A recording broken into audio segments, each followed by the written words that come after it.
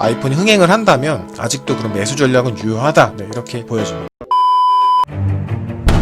주식은 용주식. 네, 안녕하세요, 용주식입니다. 오늘은 일단 아이폰 관련주에 대해서 한번 말씀을 드려볼까 합니다. 아이폰 관련주에 대해서 말씀을 드리는 이유는 다음 주 화요일 10월 13일 날 아이폰 12가 공개되기 때문인데요. 이번 아이폰이 조금 기존과 다른 이유는 처음으로 한국도 아이폰 1차 출시국에 포함이 되었다는 겁니다. 사전 예약일은 10월 23일, 출시일은 10월 30일이고요. 보통 이제 아이폰 관련주 같은 경우를 만약에 이런 출시 기대감에 맞춰서 매수를 하신다면 매수 훨씬 이제 출시일 전에 매수하는 게 좋은데, 그래서 지금 조금 보시기에는 살짝 늦은 감이 없지 않아 있지만 기존에 계속 이 아이폰 출시가 조금 지연되다 보니까 관련주들도 주가가 많이 하락을 했었습니다. 그러다 보니까 지금 살짝 반등을 하긴 했지만 출시일 이후 뭐 이제 아이폰이 좀 흥행을 한다 이런 것을 고려한다면 지금 매수하는 그런 전략도 유효하다 이렇게 보여지고요. 아이폰 관련주 몇 가지 한번 보고 넘어가도록 하겠습니다. 첫 번째는 LG 이노텍입니다. LG 이노텍은 뭐 많이들 들어보셨을 텐데요. 그래서 지금 말씀드리는 종목들 중에서는 이제 가장 덩치가 큰, 시가총액이 큰 기업이고요. 한 4조 정도 되는 기업입니다. LG 이노텍은 종합전자 부품업체인데 뭐 이제 광학솔루션, 기판 소재, 전장 부품 뭐 이런 사업 부문이 있는데 가장 중요한 거는 이제 광학솔루션 부분입니다. 그래서 광학솔루션 부문에서 카메라 모듈이 주 매출인데 동사 이 LG 이노텍 같은 경우는 애플의 카메라 모듈을 공급 중입니다. 광학솔루션 부문 실적에서 애플의 비중이 한 60%, 70% 정도 애플의 굉장히 매출이 큰 기업이다 이렇게 보시면 될 것 같고, 아무래도 보통 3분기 9월달 정도에 아이폰 출시를 예상을 했었는데 이게 아이폰 출시 지연으로 인해서 LG 이노텍 같은 경우는 이제 전년 동기에 비해서는 실적이 조금 부진하겠지만 4분기 올해 이제 10월부터 이제 아이폰이 출시가 될 거기 때문에 4분기 실적 기대감은 여전히 유효하다. 네, 이렇게 보시면 될 것 같습니다. 실질적으로 차트를 보신다 하더라도 코로나 이후 지금 7월까지 한 18만원까지 상승을 계속 했었고요. 근데 이제 중요한 건 계속 이제 아이폰 출시가 언제 되느냐 계속 지연된다 이런 계속 불확실성이 존재했다 보니까 주가 같은 측면도 계속 하락과 상승을 반복을 해서 박스권을 지금 나타내고 있는 상황이고요. 최근에 이제 출시 기대감으로 살짝 반등을 하는 상황인데, 중요한 건 이 출시일 이후에 이제 아이폰이 흥행을 했을 경우 주가는 뭐 최소한 이제 전고점 수준에서 전고점 수준을 도달하거나 내지는 전고점 돌파도 가능하지 않겠나 이렇게 보여집니다. 그래서 LG 이노텍 같은 경우도 일단은 아이폰 수혜주로 볼 수 있고요. 두 번째 종목은 이제 BH입니다. BH 같은 경우는 아이폰 애플의 OLED RFPCB 경연성 인쇄 회로 기판을 공급하는 회사인데요. 보통 이제 동사는 FPCB라고 해가지고 이제 회로 기판을 제조 및 공급을 하는데, 그 중에서도 이제 OLED RFPCB를 지금 애플에 지금 공급 중입니다. 그래서 아이폰 관련주라고 하면 LG 이노텍 BH가 많이 언급이 되고, 특히나 이제 중요한 이유는 애플이 이제 보통 아이폰을 출시를 했을 때 기존에는 이제 디스플레이로서 LCD를 많이 사용을 했었는데 근래 들어서 이제 LCD에서 OLED로 많이 전환을 하고 있는 상황입니다. 그러다 보니까 OLED가 당연히 들어가면 OLED RFPCB인 이제 인쇄로 기판이 당연히 필요하기 때문에 자연스럽게 이제 BH의 실적도 늘어간다 이렇게 보시면 될 것 같습니다. 그래서 한마디로 애플이 아이폰을 디스플레이를 이제 OLED로 전환함으로써 수혜를 받는 기업이다 이렇게 보시면 될 것 같고요. 근데 중요한 건 BH 같은 경우는 단순히 아이폰 관련주로만 보긴 힘든 게 21년부터 사업 다각화가 굉장히 기대가 됩니다. 그래서 통신 부품 쪽으로 5G 안테나 모듈용 이제 MPI FPCB를 이제 좀 준비 중이고, 또 전기차 배터리용으로 이제 FPCB, 그래서 전기차 부품으로 지금 사업 다각화를 진행 중이며, 향후에는 단순히 이제 기존 사업인 이제 아이폰 FPCB뿐만 아니라 통신 부품이라든가 전기차 쪽으로도 사업을 확장해 나간다 이렇게 보시면 될 것 같아요. 그래서 이거는 단순히 아이폰 관련주뿐만 아니라 중장기적으로, 그래서 내년을 더 바라본다면 전망이 굉장히 밝은 기업이다 이렇게 보시면 될 것 같습니다. 기술적으로도 지금 아마도 이제 상승한 이후로 이제 아이폰 출시 지연으로 인해서 주가는 계속 상승과 하락, 박스권을 지금 나타내고 있는 상황이고요. 보통 이제 2만원에서 지지를 받고 있는 상황이기 때문에 아이폰 출시가 뭐 흥행을 하고 하면은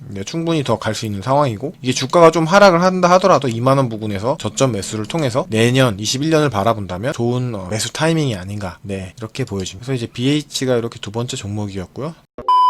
다음은 이제 ITM 반도체입니다. 이제 ITM 반도체 같은 경우도 똑같이 주가를 보신다면은 아이폰 관련주들은 아무래도 아이폰 출시 지연으로 인해서 주가는 지금 어느 정도 조정을 보인 상황이고요. ITM 반도체 같은 경우는 이제 스마트폰이나 웨어러블 소형기기에 들어가는 2차 전지의 보호 회로를 생산하는 기업입니다. 그래서 뭐 무선 이어폰, 스마트워치 등의 소형 웨어러블 시장이 커짐에 따라서 동사의 실적도 상승을 하는 구조고요. 지난해 매출의 37%가량이 애플에서 나왔다 이렇게 보시면 될 것 같습니다. 그래서 1분기 실적이 좀 좋았어 있어가지고 이제 코로나 이후에 이제 주가는 좀 많이 상승을 했었는데 2분기에 좀 적자가 나온 상황이었고요. 실적을 보시면 2분기에 마이너스 29억, 마이너스 35억의 이런 적자를 나왔지만 3, 4분기 아마도 이제 가장 중요한 건 4분기겠죠. 왜냐면 아이폰 출시가 되는 4분기 실적이 가장 잘 나올 것 같고요. 요 예정대로라면 올해 22년도 예상 실적은 작년 19년도보다 더 좋게 나올 것이다. 네, 이렇게 보시면 될 것 같고 주가 측면에서 보시더라도 여태까지 계속 하락을 하다가 6만원 부근에서 57,000원, 58,000원 부근에서 지지를 받는 듯 하다가 근래에 이제 나스닥 기술주 등의 이제 급락으로 인해서 지수가 많이 떨어지면서 동사 주식 주가도 많이 떨어졌었고요. 근데 중요한 건 지금 떨어진 부분을 회복을 해서 어느 정도 지금 58,000원 부근까지 올라온 상황이거든요. 그래서 이 부분은 어느 정도 지지를 받고 있다 이렇게 보시면 되고요. 그래서 이런 부분이 아마 지금 아이폰 출시 기대감을 고려했을 때 매수가 하기에 좋은 가격대가 아닌가 네, 이렇게 보여집니다. 그래서 이제 ITM 반도체, BA 그리고 LG 이노텍 이렇게 세 종목에서 말씀을 드렸고요. 그 외에 또 종목들이 많습니다.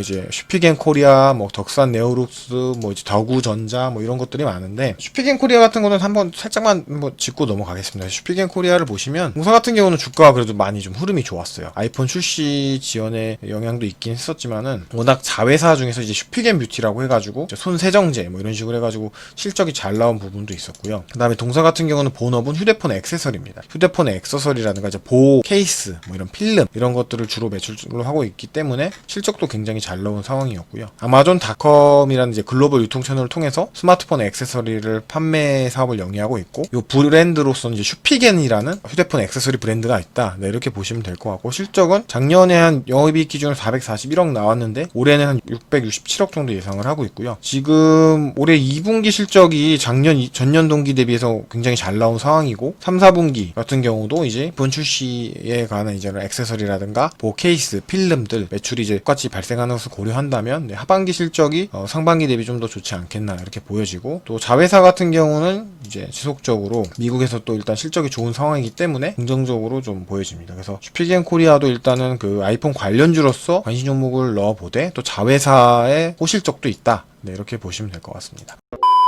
마지막으로는 이제 덕산 네오룩스인데요. 덕산 네오룩스는 이제 OLED 소재를 생산하는 회사인데 이제 아이폰이라는 게 LCD에서 OLED로 이제 디스플레이를 전환하고 있기 때문에 당연히 OLED 소재를 생산하는 덕산 네오룩스도 아이폰 관련주다 이렇게 보시면 될 것 같습니다. 그래서 덕산 네오룩스 같은 경우도 주가가 상반기 때만 해도 아마 아이폰 출시 기대감으로 인해서 주가 이렇게 흐름이 좋았다가 아무래도 출시가 지연되면서 탄력이 좀 떨어진 상황이고요. 근데 실적 면에서는 그래도 여전히 좋은 상황이고요. 물론 이제 아마 올해 3분기보다는 4분기 실적이 좀 더 나을 것으로 보여지는데 그거 고려했을 경우에 지금 주가 수준에서 한 전고점 수준까지는 충분히 또 갈 수 있지 않나 이렇게 보여지고요. 중장기적으로 단순히 아이폰 호재뿐만 아니라 중장기적으로 봤을 때 사업 다각화도 잘 되어 있는 BH가 가장 눈이 가는 종목이 아닌가 이렇게 보여집니다.